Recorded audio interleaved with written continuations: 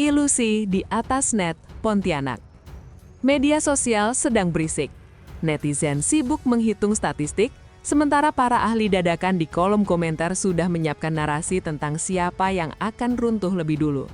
Padahal, bagi mereka yang berdiri di atas lapangan GOR Terpadu Ahmad Yani Pontianak, ini bukan sekadar angka di papan skor. Ini soal menjaga harga diri di bawah suhu udara yang mencekam. Katanya, Proliga tahun ini lebih kompetitif, lebih hype. Tapi bagi Jakarta Popsivo Polwan, semua kebisingan itu hanyalah gangguan sinyal. Mereka datang ke Pontianak bukan untuk mencari validasi, melainkan untuk menegaskan bahwa tahta klasemen bukan tempat untuk tim yang masih belajar cara melakukan receive. Mari kita bicara jujur, Jakarta Popsivo Polwan sedang berada di atas angin, sebuah posisi yang nyaman namun sekaligus berbahaya. Mereka memegang kendali klasemen, tapi di olahraga ini kenyamanan adalah racun.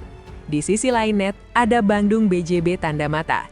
Tim asal Jawa Barat ini datang dengan beban sejarah dan ekspektasi besar. Namun mereka membawa satu masalah klasik yang terus menghantui, inkonsistensi bola pertama.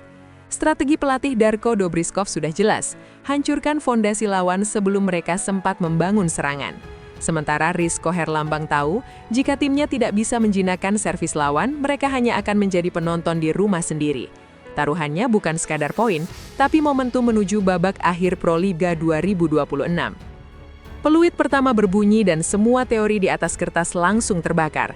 Popsivo tidak memberikan waktu bagi BJB untuk sekadar menarik nafas.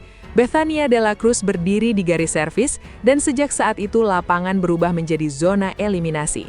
Servis kerasnya bukan hanya soal kecepatan, tapi soal bagaimana bola itu menukik tepat di titik paling lemah pertahanan Bandung. Skor 25-12 di set pertama bukan lagi sebuah kemenangan, itu adalah pembantaian taktis. Bandung BJB terlihat seperti tim yang kehilangan arah di tengah badai. Mereka tidak bisa keluar dari tekanan, tidak bisa melakukan transisi, dan yang paling parah, mereka mulai meragukan kemampuan diri mereka sendiri sejak menit ke-10. Secara teori, setelah dihancurkan di set pertama, sebuah tim akan mentalnya ambruk. Namun, voli memiliki logikanya sendiri. Di set kedua, Bandung BJB Tanda Mata memutuskan untuk melawan arus. Kalista Maya mengambil peran sebagai ujung tombak yang tak mau tumpul. Tekanan berpindah secara perlahan. Popsivo yang tadinya begitu dominan mulai menunjukkan celah-celah kecil. Komunikasi yang tadinya lancar mendadak tersumbat. Kesalahan-kesalahan elementer mulai muncul dari kubu Jakarta. Akibatnya kepercayaan diri BJB tumbuh secara eksponensial. Mereka mencuri set kedua dengan skor tipis 26-24. Tiba-tiba, narasi kemenangan mudah bagi Popsivo menguap. GOR Ahmad Yani bergemuruh menyadari bahwa mereka sedang menyaksikan sebuah pemberontakan yang nyata. Memasuki set ketiga, suasana berubah menjadi lebih gelap bagi kedua tim. Tidak ada lagi ruang untuk kesalahan. Waktu seolah menipis di setiap rally panjang yang tercipta. Penonton disuguhi drama pertahanan yang luar biasa, di mana bola yang seharusnya sudah mati kembali hidup secara ajaib. Namun disinilah dilema keputusan mulai bermain. Pelatih Darko Dobriskov harus memilih, tetap pada pola lama atau melakukan penyesuaian radikal. Popsivo mulai mengandalkan Yoncay Rapena untuk memecah kebuntuan. Setiap poin terasa seperti mendaki gunung tanpa oksigen. Opsi bagi Bandung BJB makin sedikit karena fisik mulai terkuras. Mereka terjepit di antara keinginan untuk menyerang dan ketakutan akan kegagalan receive yang mulai kambuh kembali. Keheningan menyergap di titik krusial set ketiga. Skor menunjukkan angka-angka yang sangat rapat, namun atmosfer di lapangan berkata lain. Disinilah kualitas berbicara di atas segalanya. Satu keputusan diambil oleh lini tengah Popsivo untuk berhenti bermain cantik dan mulai bermain efektif. De la Cruz dan Pena berhenti mencari celah. Mereka menciptakan celah itu sendiri. Di seberang net, sistem pertahanan Bandung BJB Tanda Mata mulai retak secara sistematis.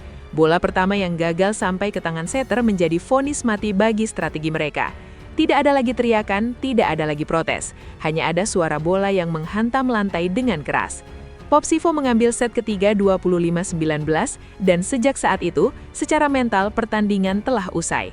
Set keempat hanyalah formalitas yang menyakitkan bagi Bandung, ditutup dengan angka 25-18. Hasil ini mengukuhkan satu hal, voli bukan soal siapa yang memiliki pemain paling bintang, tapi siapa yang paling mampu menjaga logika permainan di bawah tekanan ekstrim. Kemenangan 3-1 ini membawa Popsivo tetap di puncak, sebuah posisi yang secara sarkis mungkin akan dibilang membosankan oleh rival-rival mereka. Namun bagi Bandung, ini adalah tamparan hasil yang keras. Pelatih Rizko Herlambang harus mengakui bahwa tanpa receive yang mumpuni, strategi secanggih apapun hanyalah coretan tak bermakna di papan tulis. Kalista Maya dan kawan-kawan harus pulang dengan membawa catatan besar tentang bagaimana menghadapi tekanan sejak detik pertama. Ini bukan soal kekuatan fisik, tapi soal ketepatan di momen-momen sempit. Pada akhirnya, Pontianak menjadi saksi bahwa konsistensi adalah mata uang paling mahal di Proliga 2026. Banyak rencana yang disusun di ruang ganti, namun sedikit sekali yang benar-benar berjalan saat kaki sudah menyentuh lapangan. Jakarta Popsivo Polwan pulang dengan senyum tipis, menyadari bahwa perjalanan masih panjang, dan setiap kemenangan adalah jeda sebelum ujian berikutnya. Sementara bagi yang kalah, evaluasi adalah satu-satunya jalan keluar sebelum mereka benar-benar terlupakan dalam persaingan. Banyak yang bisa dibicarakan, banyak yang bisa diperdebatkan, tapi untuk sekarang, biarkan papan skor yang berbicara. Kita bahas lagi nanti, saat tensi sudah sedikit menurun.